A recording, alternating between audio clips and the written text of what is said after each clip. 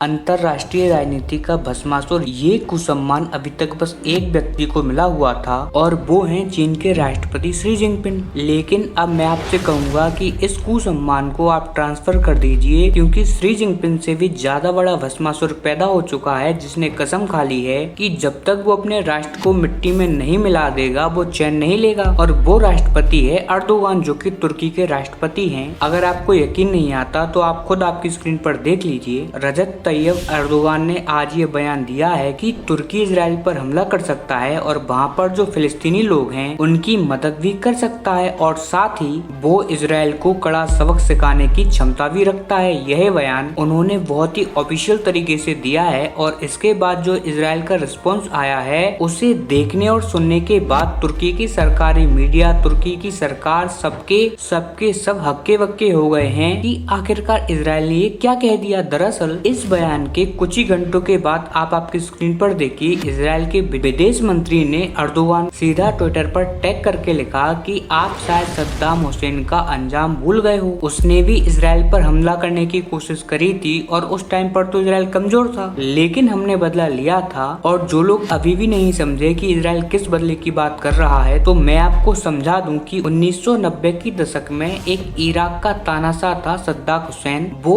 आए दिन इजराइल को परेशान करता था, लगातार वो रॉकेट से या मिसाइलों से हमला कर दिया करता था इजराइल पर। अब 1990 के टाइम में इजराइल इतना ताकतवर नहीं था और इसी वजह से वो रिस्पॉन्स नहीं दे पाता था इराक को, और उस टाइम पर इराक बहुत ज्यादा ताकतवर था सद्दाम हुसैन के अंडर में। इसीलिए इजराइल ने कहा कि हम अभी तो तुमको कुछ भी नहीं करेंगे, लेकिन आने वाले टाइम में हम ऐसा बदला लेंगे कि तुम्हारी आने वाली नस्लें याद करेंगी। और इजराइल ने बदला भी लिया। अब इजराइल ने बदला कैसे लिया, तो इसके करीबन 11 साल बाद जब 9/11 का अटैक हुआ अमेरिका पर, तो अमेरिका के अंदर इजराइल के जो आदमी थे जो कि अमेरिकी सरकार के अंदर थे, उनमें ये बात फैलवाना स्टार्ट कर दी कि सद्दाम हुसैन परमाणु बम बना रहे हैं। इसके अलावा रासायनिक हथियारों का भी निर्माण किया जा रहा है और बहुत ही मास डिस्ट्रक्शन के वेपन बना रहे हैं, जिससे कि सद्दाम हुसैन जितने भी मिडिल ईस्ट में अमेरिका के बेस हैं या फिर जितने भी बड़े शहर हैं उन सभी पर हमला करके पूरे के पूरे मिडिल ईस्ट को अपने कब्जे में ले लेगा। यानी कि ये जो सऊदी वगैरह हैं वो सभी के सब इराक के कब्जे में आ सकते हैं। और उसके बाद सद्दाम हुसैन पूरे एशिया का सबसे ज्यादा ताकतवर तानाशाह बन जाएगा,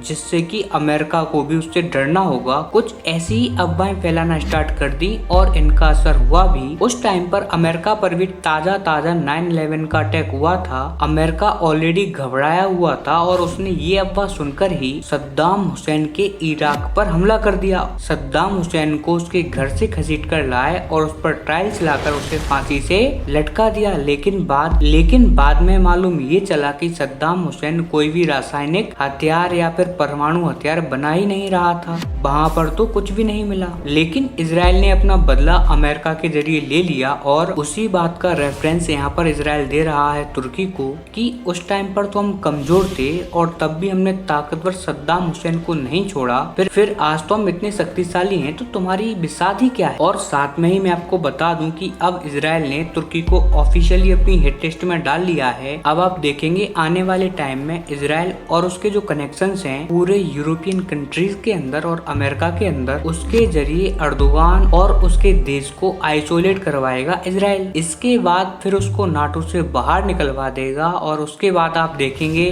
कि तुर्की का भी वही असर होगा जो हो चुका है इराक का या फिर यमन का, और इस टाइम पर हो रहा है सीरिया और लेबनान। और यही हर्ष अब तुर्की का भी होगा, और इस सब में इजराइल का साथ देंगे भारत, ग्रीस जैसे देश, क्योंकि तुर्की न केवल इजराइल की नाक में दम कर रहा है बल्कि वो भारत के कश्मीर के मुद्दे को उठाकर ये भारत को भी बहुत ज्यादा परेशान कर रहा है। और बिना बात के ग्रीस पर भी हमला करने की धमकी ये आए दिन देते ही रहते हैं। और ऐसा करके अर्दोगान ने अपने आस पड़ोस के देशों को तो छोड़िए, दूर दूर के देशों को अपने दुश्मन बना लिया है, जिनसे कि इनको कोई मतलब ही नहीं था। और आप खुद सोचिए कि भारत तुर्की से हजारों किलोमीटर दूर है, भारत का तुर्की से कोई मतलब नहीं है, हमारी इनसे कोई पर्सनली दुश्मनी भी नहीं है, लेकिन फिर भी ये जानबूझकर कश्मीर का मुद्दा उठाते रहते हैं भारत को प्रवोक करने के लिए। और ऐसे में अब भारत तुर्की की तबाही में 100% साथ देगा इजराइल का। इसके अलावा आज जो अर्दोगान ने किया है ना, इन्होंने ये बयान देकर रेड लाइन क्रॉस कर दी है है अभी तक ये जो बयान देते आए हैं उससे परेशान जरूर होते थे भारत, इजराइल,